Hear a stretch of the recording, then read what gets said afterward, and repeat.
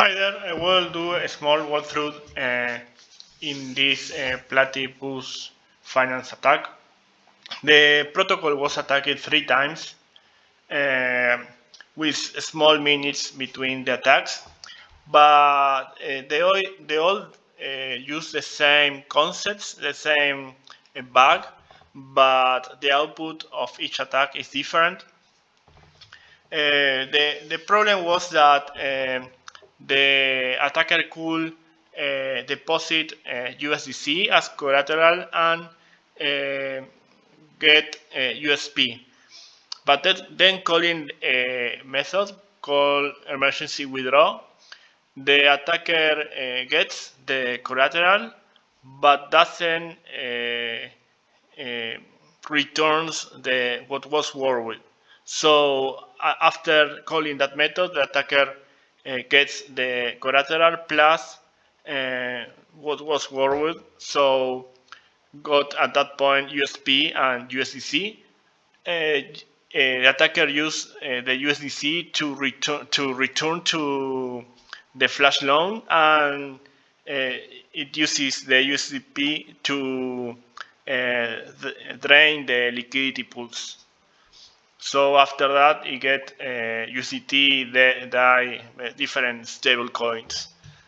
The after in the first attack, the losses was $8.5 million dollars. Here are the the addresses. Since it uses some stablecoin that's centralized, 1.5 million could be freezed. Then, due to the research of a security team, they could recover 2.4 million USDC. That was because the execute operation of the contract, which was used in the flash loan, was public and without any role. So they could do some changes in the Platypus protocol to steal the money from the attacker when calling the execute operation again using the approval. That was a very smart move from this team. Also, another guy could track down the some identity of the attacker because an address was using a ENS record. So also there are operations in Binance, so they had the New York customer information. So given all this information, that the attackers was like the first, I think, time they do something like that, or they wasn't very smart really. So the first, the funding, the deposit in Ethereum using fixed float. Then using a bridge, they get 5.87 AVAX and start deploying with the first contract. There is a suspicious contract creation from the machine learning bot of Forta, also victim identification. The attacker execute the contract. The contract use a flash loan, so here is the alert from a flash loan and the victim identification. This contract, which is the first attack, all the funds remains in the contract. So that's why Tether could blacklist here the 1.5 millions, and then another team could get those 2.4 millions. Then the attacker creates a second contract here, create a second contract. Again, our machine learning model detected and the attacker tried to steal funds again, but sent them mistakenly to Abe.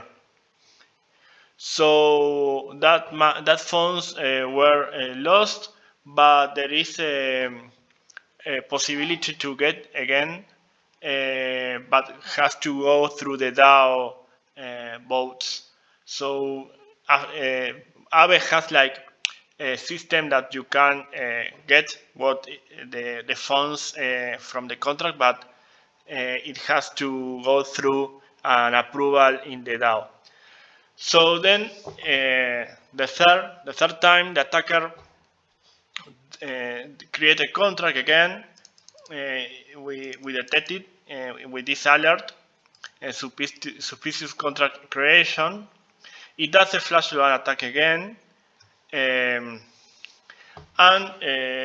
this time the the the attack was successfully, and they transfer the funds to an address.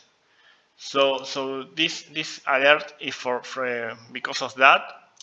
Then it used Trader Show to swap the stablecoin for the native token. Then it used a bridge to move the funds to Ethereum.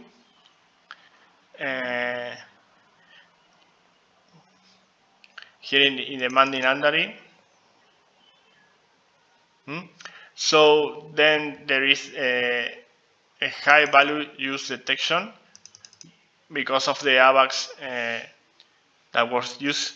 Then it used a bridge, and this bridge is to Ethereum, and they start doing the money laundering with deposit the 10 Ethereum internal cash and using also as the connect.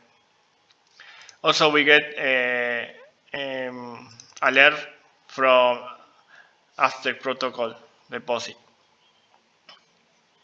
And then the Platypus team send a message to the attacker. We get the Forta detects the creates an alarm for that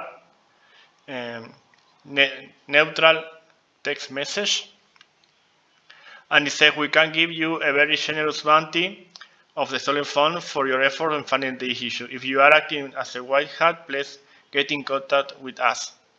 Well, they are not white hats, they are black hats, but there are some recent news. They catch these guys in France.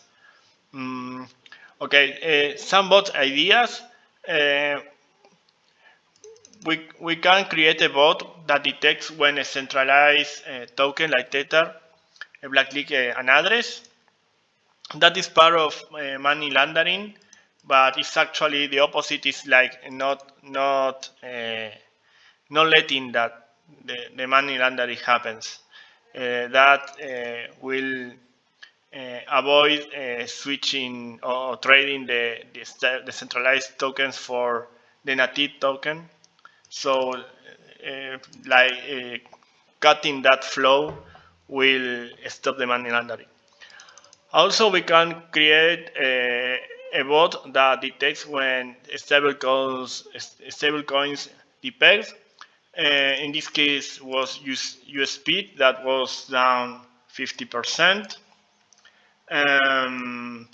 But at this time, also because of another problem with a bank in the US, Silicon Valley Bank, the USDC depegs.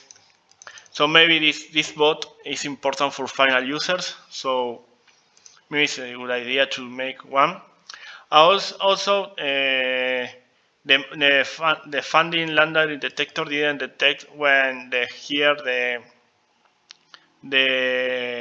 attacker deposit 10 Ethereum. So I created an issue here in GitHub. So that's it. This attacker did a mess first to to resume, first the attacker tried to steal, but the funds remains in the contract, so you can do many actions to get those funds.